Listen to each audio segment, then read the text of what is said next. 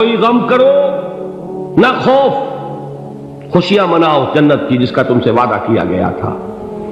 اللہ کی ربوبیت پر اطمینان جب انسان کو ہو جاتا، میرا رب اللہ ہے، ربی اللہ، انسان کے لیے نہ کوئی کھٹکا، نہ کوئی خطرہ، نہ کوئی خوف، نہ کوئی حزن۔ جو کچھ ہو رہا ہے کس کے اذن سے ہو رہا ہے؟ اللہ کے اذن سے۔ اللہ کے اذن کے بغیر پتا تک نہیں ہلتا۔ یہ کوئی اندھا بہرا مادہ نہیں ہے جس سے مجھے کوئی خوف ہو۔ اندھا بھینسا چلا رہا ہو اس سے تو ڈرنے کا ہر انسان کو ڈرنا چاہیے، نہ معلوم کس کو ٹکر مار دے۔ لیکن نہیں، اس کائنات کو چلانے والا ایک سمیع و بصیر خدا ہے، وہ جو میرا دوست ہے، میرا ولی ہے۔ اللہ ولی الذین آمنوا یخرجہم من الظلمات الی النور۔ اللہ اہل ایمان کا ولی ہے، ساتھی ہے، پشت پناہ ہے، مددگار ہے، حمایتی ہے۔ بتائیے جسے یقین ہو جائے کہ اللہ میرا مددگار، اللہ میرا محافظ، اللہ میرا پشت پناہ، اللہ میرا حمایتی، اس کے لیے کوئی خوف ہوگا؟ اس سے کوئی ڈر ہوگا؟ میں مثال دیا کرتا ہوں ایک بہت سادہ، پنجاب کے دیہات کی۔ تو بڑا چودھری ہے اور کوئی غریب کسان ہے۔ اس غریب کسان کے جانوروں کو ہر وقت اندیشہ ہوگا چوری کا، کوئی میری بھینس کھول کر نہ لے جائے، کوئی میرا بیل کھول کر نہ لے جائے۔ لیکن جس کے بارے میں یہ سب کو معلوم ہو کہ وہ جو بڑا چودھری ہے وہ اس کا دوست ہے، اس کی بچیا کو کوئی خوف ہوگا؟ اس کی بھینس پر کوئی ہاتھ ڈالے گا؟ اسے کوئی اندیشہ ہوگا؟ نہیں۔ کیوں؟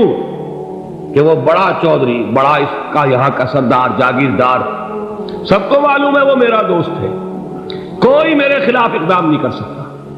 اس دنیا میں یہ چھوٹی سی بات اگر آپ کے دلی اطمینان اور سکون کا باعث بن سکتی ہے تو ذرا تصور کیجئے۔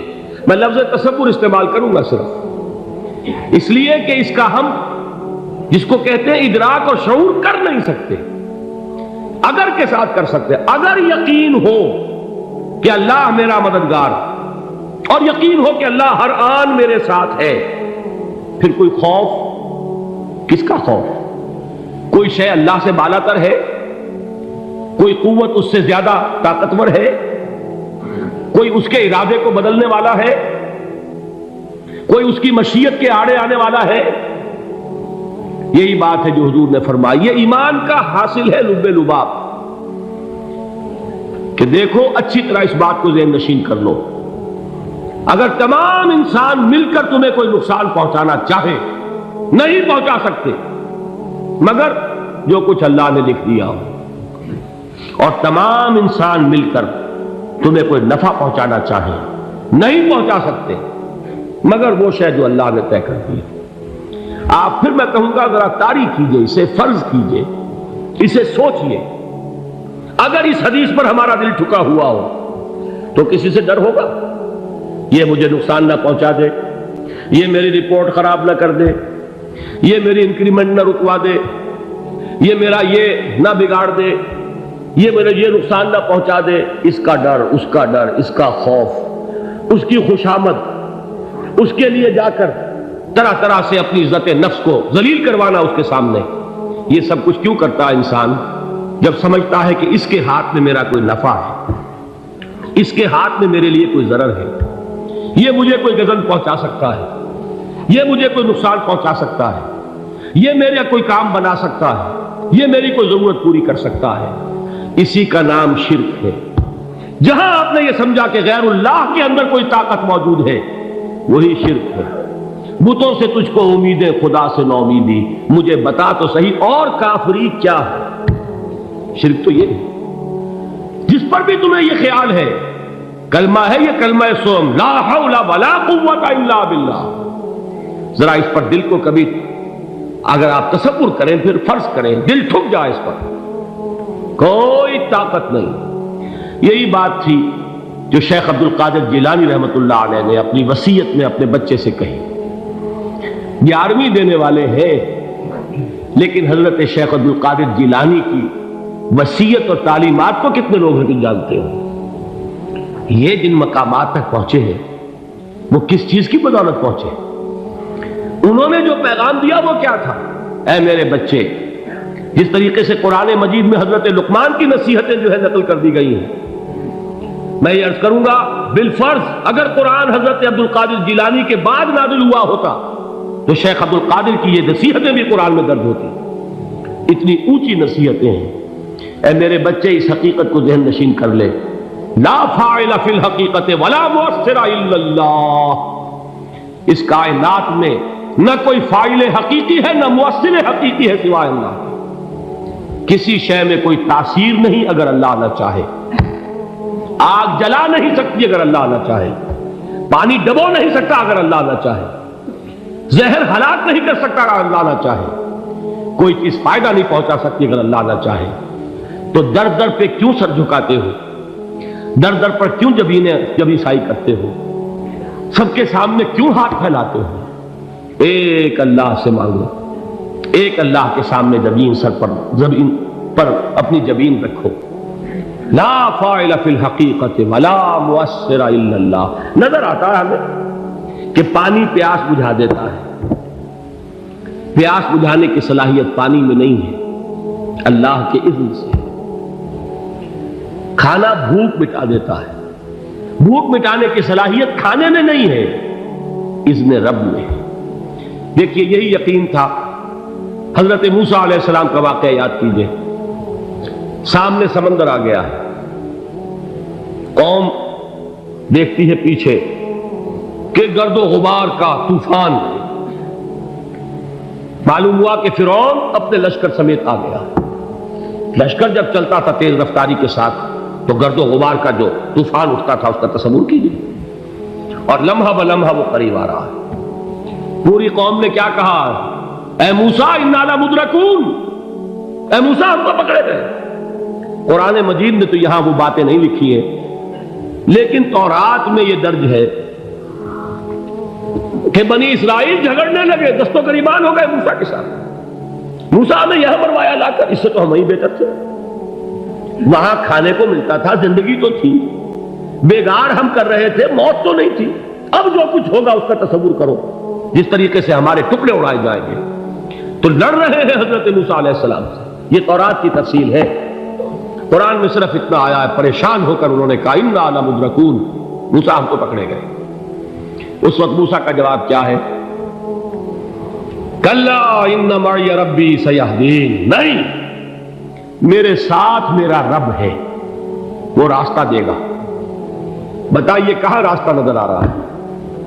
یہ ہے ایمان بالغیب۔ راستہ نظر نہ آئے تب اللہ پر یقین ایمان ہے۔ جیب میں پیسے ہوں اور تب دل کو اطمینان ہے تو ایمان کس پر ہوا؟ پیسے پر، اللہ پر نہیں۔ جب وسائل و ذرائع نہ ہو اور پھر یقین ہو کہ اللہ مسبب الاسباب ہے، وہ اسباب کا پابند نہیں ہے، وہ اسباب کا محتاج نہیں ہے، اسباب اس کے محتاج ہے۔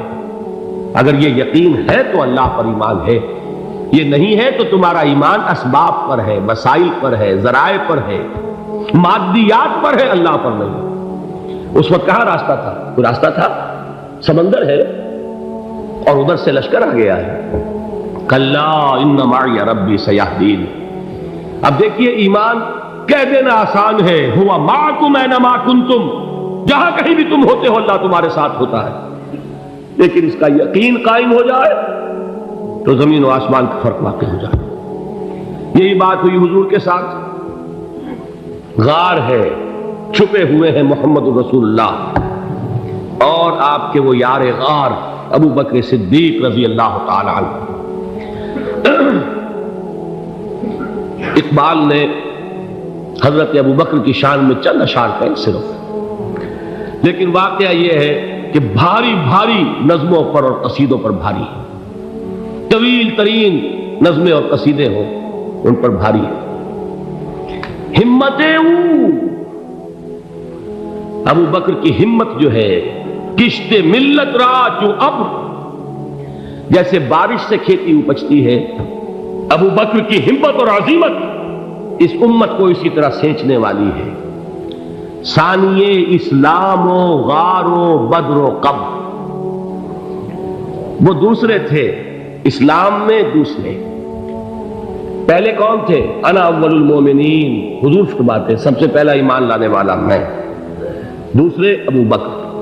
ویسے ہمارے ہاں یہ چلتا ہے اختلاف، حضرت علی پہلے ہیں کہ حضرت ابو بکر پہلے ہیں، لیکن اس میں بڑی خوبصورت تطبیق قائم کی ہے علماء نے، اور بہت صحیح ہے۔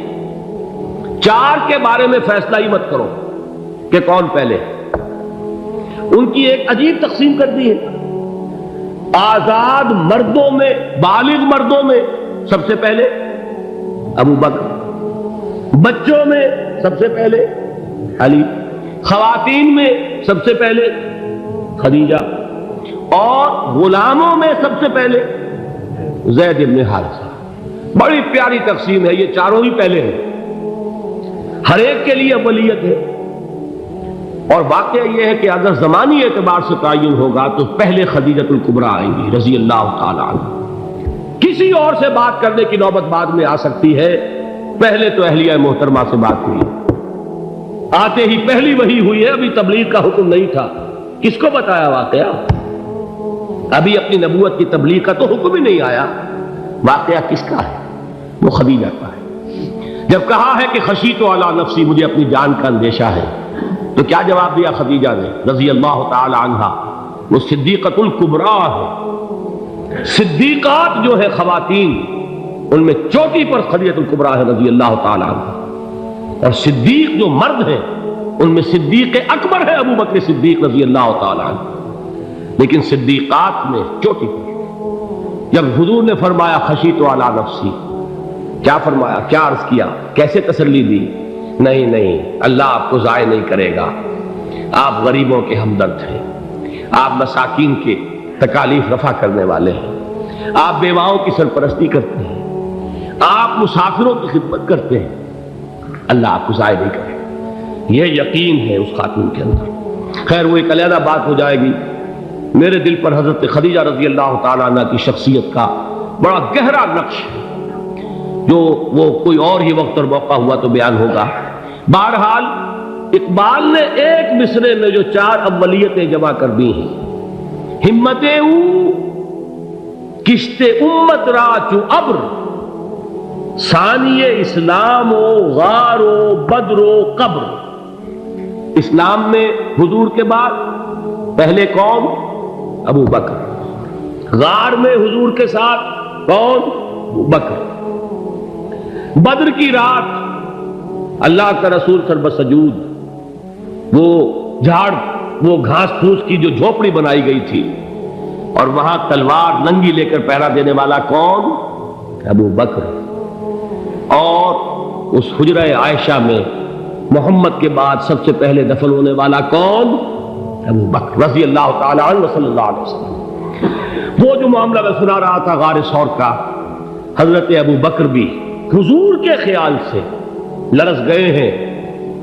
آپ کو یاد ہوگا کہ جا کر پہلے تمام جتنے سوراخ تھے انہیں بند کیا ہے، ایک سوراخ رہ گیا تھا جس کو بند کرنے کے لیے کوئی کپڑا نہیں تھا، وہاں اپنی ایڑی رکھی ہے، تب کہا ہے حضور سے تشریف لائیے، اور اپنے زانو پر حضور کو لٹایا ہے، اور وہاں کسی موذی جانور نے کاٹا ہے، حضور کی آنکھ لگ گئی تھی، اس وقت اس بل کے اندر جو بھی بچھو ہے کیا ہے واللہ عالم، اس نے کاٹا ہے، اس کی تکلیف کی وجہ سے ابو بکر کی آنکھوں سے آنسو ٹپک گئے، حضور کے چہرے مبارک پر پڑے ہیں، تو حضور جاگے ہیں، معاملہ کیا ہے؟ ایڑی نہیں ہٹائی وہاں سے، مبادا وہ جانور وہاں سے نکل کر محمد الرسول اللہ کو کوئی گزن پہنچا دے، ابو بکر کی ایڑی ہے، جس طرح چاہے کھا لے، ختم کر دے، جان نکل جائے تب کوئی آنچ آئے، محمد پر تو آئے، لیکن جیتے جی نہیں۔ وہ ہے ابو بکر حضور کے خیال سے۔ اس وقت حضور نے پھر اپنا لعاب دہن لگایا ہے، اور اس سے پھر آپ کی تکلیف ختم ہوئی۔ جیسے خیبر میں حضرت علی کی آنکھ دکھ رہی تھی، اس کو جو شفا حاصل ہوئی ہے وہ بھی حضور کے لعاب دہن سے ہوئی۔ بہرحال اس وقت انہوں نے کہا ہے کہ اے نبی یا رسول اللہ، اگر اس وقت ان میں سے کسی نے غیر ارادی طور پر بھی اپنے قدموں کی طرف جھانک لیا تو پکڑے جائیں گے۔ کیا جواب تھا اللہ کے رسول کا؟ لا تحزن ان اللہ معنا، اللہ ہمارے ساتھ ہے، کیوں گھبراتے ہو ابو بکر؟ یہ ہے ایمان باللہ، میرا مالک اللہ، میرا رازق اللہ، میرا محافظ اللہ، میرا مددگار